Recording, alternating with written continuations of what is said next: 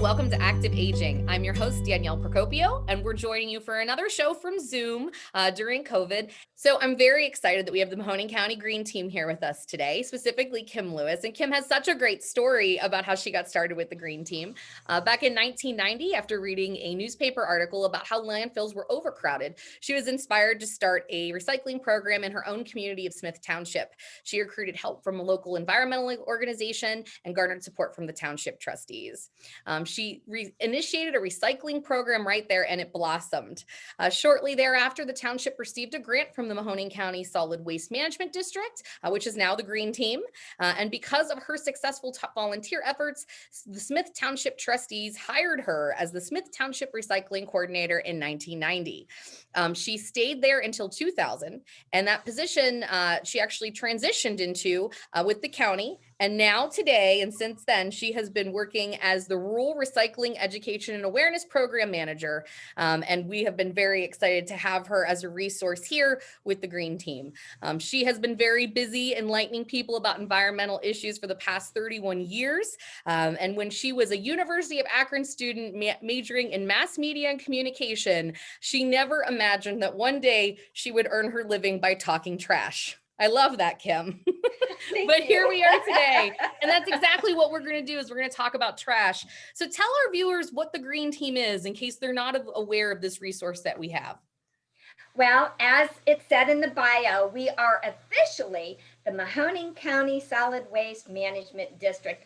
No one could ever remember that. And so we adopted the name Green Team, which everybody can remember. I mean, kids, adults, it's catchy and it's simple, and we are the Green Team. But anyway, we love that nickname. Everybody can remember it. But our mission, our function is to provide solid waste management opportunities for everybody in Mahoning County to help them realize, how they can manage their waste efficiently.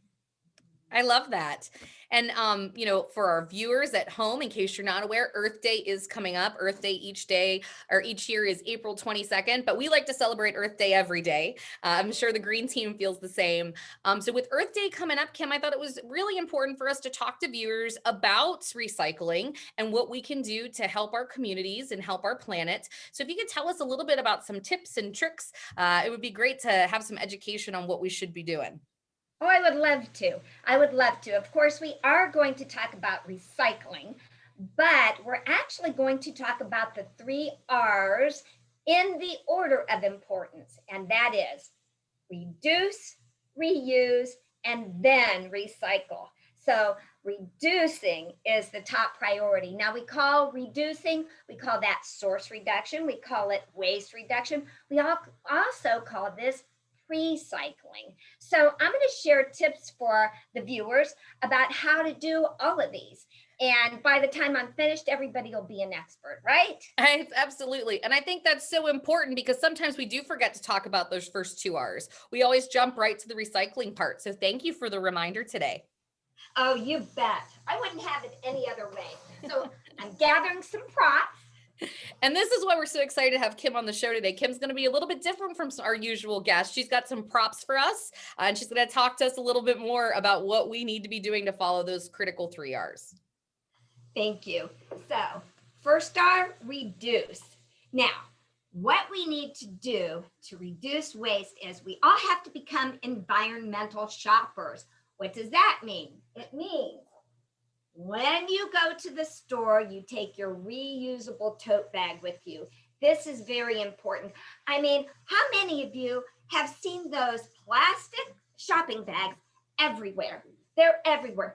They call them urban tumbleweeds now. They're in the trees. They're in the bushes. They end up as litter. They cause a lot of damage to wildlife. Every year, 100,000 marine animals worldwide are harmed by plastic bags. So it's very important we take our reusable tote bag when we shop. Now, during the pandemic, for a while, some stores suspended this type of program, but most of them have re-implemented this. And especially any store where you shop, as long as you're packing it yourself, you can use your own bag. But I got to tell you, and of course, this is a priority for me. But during the whole pandemic, I never once got one of those plastic bags. I just don't allow them in my house. I just don't. So always shop with a reusable tote bag. And when you're shopping, of course, notice how things are packaged. Avoid excess packaging. Very, very important. You know, be mindful of all of this and just act accordingly. Something else you can do, and again, we're kind of getting to the bags. I don't know if you've seen these. This is a mesh produce bag. Have you seen them? I have. You know what? This week, Aldi's actually has them on sale. So if anybody wants to get these, yeah, go to Aldi. So you can take your own mesh produce bag with you, and this avoids the plastic wrap and possibly styrofoam that you get in the produce department. You know, this is just unnecessary waste, and styrofoam is really nasty. You want to try to avoid that as much as possible. And that's all a part of being an environmental shopper. Something else you can do as an environmental shopper, and boy, this is something that's near and dear to my heart. You know what? Do not buy bottled water. Oh my goodness. I don't know about you, but when bottled water first hit the market, I thought to myself, who in the world is going to pay for bottled water? We get this out of our tap, who's going to pay for it? I couldn't believe that this was even a thing. And the next thing you know, it's not only a thing, it's a huge thing. In fact, I've got some quick facts I'm going to share with you about bottled water. Americans pay an average of $1.20 for an 8-ounce bottle of water, and they purchase more than 500 million bottles every week. Oh, Let wow.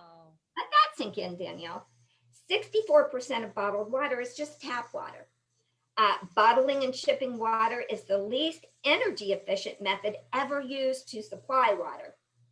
Each year, making plastic water bottles used in the United States takes enough oil and energy to fuel 1 million cars. Bottled water is now the most popular beverage in the United States. So kind of let this— Oh my gosh, that seems so silly. I know. Let this sink in.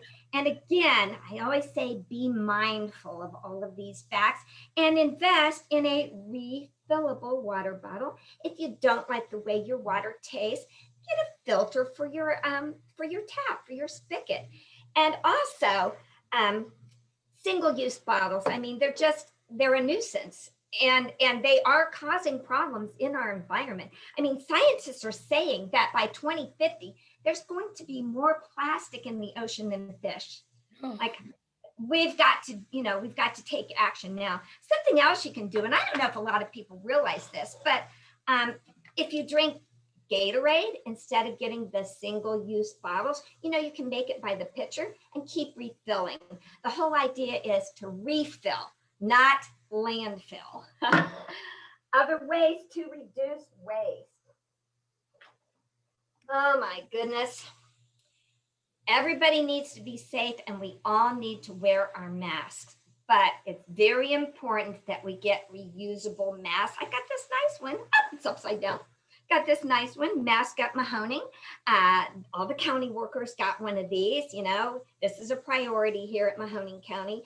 But this is something else that's happening now, has been happening obviously for a little over a year, as a lot of people are wearing disposable masks, and these are ending up as litter. In fact, for years and years and years, cigarette butts have been the most littered item that we run across. Right now, the disposable masks are taking the lead. Again, be aware of this. Wear your reusable mask. And you know what? I love this one, but I got to tell you, this is my rainforest mask. This one's my favorite. I think it makes a fashion statement, and I really like this. But anyway, you want to make a fashion statement, that's fine. Or not, you just like your basic black, whatever, but make sure it's a reusable mask. Always want to go reusable. And oh boy, something else, when we're talking about single-use items, you know what? It is time to let go of the K-cup. The K-Cup is really an environmental nightmare. You know, the K-Cup has this little plastic container and a little foil lining, and it's got a lid on it. None of this can be recycled. And again, we're talking about reducing. But if you actually use a, this type of coffee maker, you can get a reusable cup for the coffee maker. Now, I know this takes a little more effort. You've got to get the coffee, put it in here. Whoa.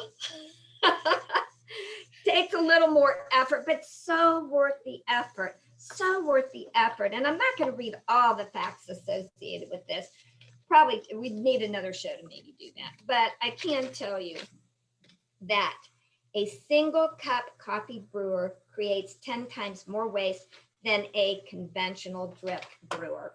So be aware of that. And if you use that type of coffee maker, which of course I don't, get one of these. Get one of these. And I would imagine, Kim, that some of these strategies that you're giving us to reduce are also going to save money. I mean, I know the K-Cups are very expensive. I know individual bottles of Gatorade can be pricey. Obviously, bottled water is a lot more money than pouring it from your tap. So you're going to save the environment and you're going to save your pocketbook, it sounds like. Oh my gosh, what a good point. What a good point, Danielle. Because you know what? It's like, well, going green can save you green. And that's so important. Yeah, that's so important. Another one of my slogans. So I love that. You're absolutely right. You're saving the environment. You're saving money, win-win. Something else you can do to reduce waste. If you are going back into a restaurant now, I haven't done that yet, but some people are. And you're going to be, bringing home leftovers. Take your own container with you for your leftovers. As long as you are scraping your food into the container yourself, then you can do this. And I mean, that's what I would do. I mean, that's what I've always done. But anyway, I got to share with you this. So this is a takeout container that one of my students made. And she made it from a milk jug. Oh my gosh. So isn't that cool? You can put a sandwich in there. Other ideas for taking home your leftovers. Maybe it's a sandwich. You can, if you forget your take home container, get to take that with you, then what you can do is ask them to wrap it up in foil. You don't have to get that styrofoam box. They can wrap it up in foil. You can take that home with you. If that foil is clean, you can actually then put it in the recycling bin. So again, you just need to be aware of choices and make the right choice, the earth-friendly choice. And then something else I want to add, there is a new zero waste store in Mahoning County. Have you been there? I have. It's awesome. So Sustaining Bliss. This is a store where you can get refills. You can get refills on things like dishwashing liquid, laundry detergent, and she has other products there. But check it out. It is, just full of earth-friendly choices and nice products. And bottom line, avoid single-use containers. So these are all tips, and you probably can come up with even more, but these are some of my priorities that I love to share and make people more aware of the choices that they have in order to help keep our planet cleaner and greener. So those are some tips for source reduction. Now, I think we'll go to reuse, and I won't get into this at length, but I have a couple of visual aids I think you're going to love. Kim, this is a lot more fun. I love this, that we have all these visuals. Well, thanks. You know what? Way more fun than a PowerPoint, right? Absolutely. That's what I say. Now, I always get on my soapbox about those darned plastic bags. And when I do, there's always somebody out there in the viewing audience who says, but I make things out of them. And so they have given me things that they make. For example, this is one of the first, this is like 20 some years old. This is a rug. Somebody crocheted that out of plastic bags. Kind of interesting. And then, oh, this is one of my favorites, of course, because again, I love fashion. And yes, someone gave me this awesome hat and purse. They crocheted this out of plastic bags. Oh my gosh. I know. I mean, people can get very creative. I like these, but again, you know, that's if you have these plastic bags, maybe you haven't started carrying your tote bag yet, your reusable tote bag. Maybe you want to get creative like this. I just think it's kind of fun to see the ideas people come up with for reusing. Absolutely. And then other ideas, you know what? And this is really helpful. If you are buying bird seed or pet food and the bag is 20 pounds or more, take it to Angels for Animals. They really do some cool stuff over there. Like, check this out. Here's a reusable tote bag, and it's made out of an old cat food bag. And then so they have a lady there who does this. If you take your bag over to Angels, she'll make one of these, she'll put it in their gift store, and then that raises money for the charity. So I just think that's wonderful. Now, if they can't reuse it for this product, they'll reuse it as a trash bag, and then they don't have to go out and buy new plastic bags. And then some other ideas, nursery pots. I just want to remind people, don't put nursery pots in our bins. They're not going to get recycled. Find out where they're reusing nursery pots. And Lowe's used to do this. I think they've suspended this temporarily, but they probably will reinstate it. And there's a place in actually in Alliance called Rivers Bend Farm. You take your nursery pots there, they disinfect them, and they keep using them over and over and over again. And then, of course, want to make everybody aware you cannot put shredded paper in our recycling bins. There are reuse opportunities for shredded paper. You need to call us or Facebook us or email us, and I will give you some options on shredded paper for reuse. And then, of course, I'll tell you what, people love to reuse canning jars to make night lights, to make potpourri jars, to make candles. And guess what? A lot of people even canning again, which I think is pretty great. Gardening and canning, oh yeah, love that idea. And also packaging material. You know, you're getting your stuff from Amazon. What do I do if I have some peanuts or airbags? Check with your local UPS store. They often take these back for reuse. I know the guy at my UPS store, he loves getting this material back. He loves it. It saves him money. And then something else that's kind of cool. If you have used gift cards, you can mail them to me. You ready for this? I turn them into guitar picks. Oh, how fun. Oh, I got this device, a punch, and I turn these into guitar picks, and then I provide them at no cost to people who request them. You know, they're nice. They're nice. And you never know what kind of picture is going to end up on one of these. Always interesting, always an adventure. But again, you have to mail those to me or drop them off at the office. Never, ever put those in a recycling bin. It doesn't work that way. But these are just some basic ideas on how you can reuse items. Very important to use things more than once. And bottom line, we're going to avoid disposables. Always want to avoid disposables. I almost put my water bottle in there, my glass water bottle with a glass straw in the bin. Don't want to do that. Now, these are great tips for reducing and reusing.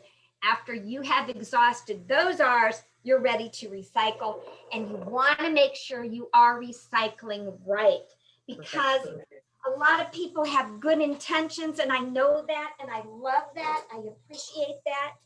Everybody at the Green Team appreciates that, but they're confused about what they can and can't put in the bin. So let's talk about what we can and can't put in the bin. So we're going to I have to tell you, You did it must have been you or one of your team members did a presentation at my son's school, and he came home and told us all the things we were doing incorrectly with our recycling. Yeah, he's 10 years old, ready to be your next disciple. And so it's been so cool to watch him and his classmates and friends kind of talk to all of us about, hey, like, don't leave that cap on. Hey, make sure you're not recycling a greasy pizza box. So I'm sure Yes. that if, we weren't aware, and we try to do these as much as possible at home, a lot of our viewers are going to pick up some tips as well on how to make sure they're recycling properly so that we're able to help you guys out. And I love that. I love that. And we still are doing programs with the schools via Zoom. And I love that. I mean, kids are such an inspiration. Well, Bonnie Dodge, who opened Sustaining Bliss, she did so because she was inspired by her children. And I just think that's wonderful. They're our future. They're our future. And I'm just so enthused about, their hunger for knowledge and how much they can teach us. So we're going to talk about tips on what you can and can't put in the bin. And we're going to start out with, of course, this is recycled, commingled fibers. That means ledger paper, which is your office paper. It means newspaper. And remember, when you put this in the bin, you either have to make sure it's loose, or it can be in a brown paper bag, but never, ever, ever a plastic bag. Plastic bags are the biggest source of contamination in our recycling programs. They get tangled up in the sorting equipment and jam everything for hours and make the whole process inefficient. So paper can be contained in paper or put in loose. And of course, you can put in your paper board. You can also put in paper bags. Hopefully you've used them multiple times before you put them in the bin. And you can put in things like magazines and phone books. I don't know if people are still getting phone books, but if you have them, you can recycle them, okay? Put them in the bin. And then we're going to talk about corrugated cardboard for a minute. That can go in the bin at the drop-off site, not in a curbside bin, because of a space issue. It's a space issue, not a recycling issue, a space issue. So if you have corrugated cardboard, take it to one of our 27 drop-off sites, put it in the bin, and all of these fibers get made into new paper products. It's the way the system works. It's wonderful. It's wonderful. Other things you can recycle: food cans and beverage cans. Of course, these are steel, these are aluminum, and they get recycled into the same exact thing, old cans into new cans. Put them in the bin. You might even think about, with your aluminum cans, sometimes there are charities that collect these. And if you're interested in which charities are collecting them, again, call, email, get a hold of me. I can give you some ideas about that. You also can recycle glass bottles and jars. Now you got to be careful on glass. Make sure no Pyrex, no drinking glasses, no window panes, bottles and jars. Remove, discard the lid. The old jars get made into new jars in a closed loop process. And actually 30% of this has recycled content. So it's an efficient process. And then you want to make sure that this is something that we didn't take a few years ago, but we take now. And this is actually what we call an aseptic container, but cartons. Just remember cartons. So maybe orange juice, milk cartons. And again, if it has that little plastic lid on it, you want to remove and discard it, unless you're saving the lid for a special project. Sometimes people have special projects for lids, but in our bins, we don't want them. We don't want them. So you can recycle these, and make sure that you just put it in with your, what we call the commingled collection. Also, we're going to get into, this is where the confusion is. Plastics. I have one word, plastics. This is where people get very, very confused. And it can be confusing because it has changed throughout the years, not because of recyclability, but marketability. And so we have to know which plastic we can and can't put in the bin. You'd be surprised. Oh my gosh, Danielle, people will put plastic furniture, plastic pool liners, That is not what these programs are designed to accommodate. We're talking about post-consumer plastic containers and only select plastic containers. So just remember this: plastic bottles, jars, and jugs that have either the number 1 or the number 2 on the bottom. The resin identification code for plastics ranges from 1 through 7.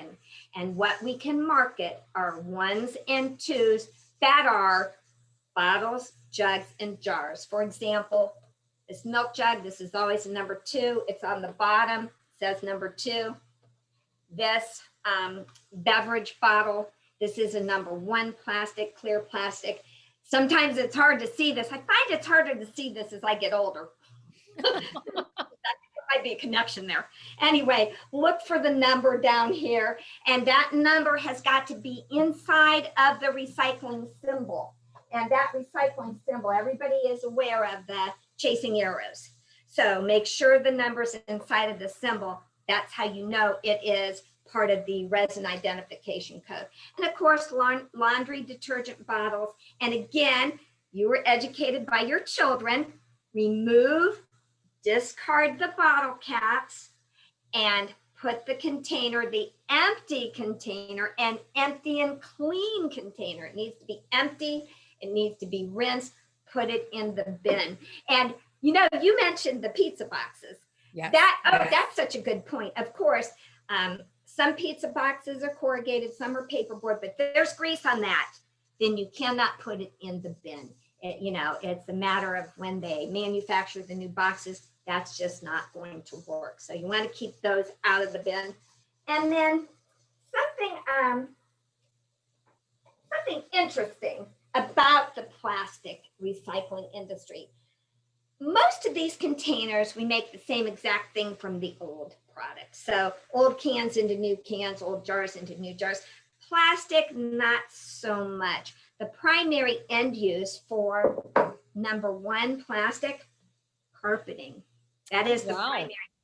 And I'm not talking about your outdoor patio carpeting. I'm talking about nice carpeting.